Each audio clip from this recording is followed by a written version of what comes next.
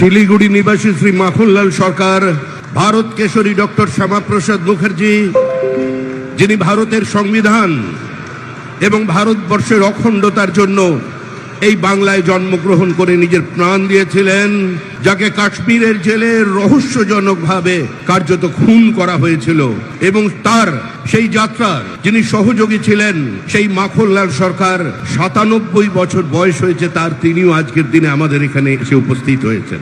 দেশাত্মবোধক গান গাওয়ার জন্য দিল্লি পুলিশ তাকে গ্রেপ্তার করে কংগ্রেসের সরকার, নিয়ে যাওয়া হয় বিচারালয়ে।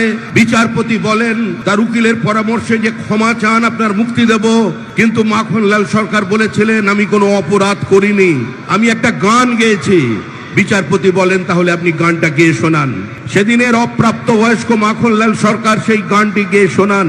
বিচারপতি নির্দেশ দেয় দিল্লি পুলিশকে যে একে ফার্স্ট ক্লাস কামরা করে এর বাড়ি পর্যন্ত পৌঁছে দাও এবং ১০০ টাকা দাও রাস্তায় যাতায়াতের জন্য। আজকে সেই মাখনলাল সরকার আমাদের মধ্যে আছেন।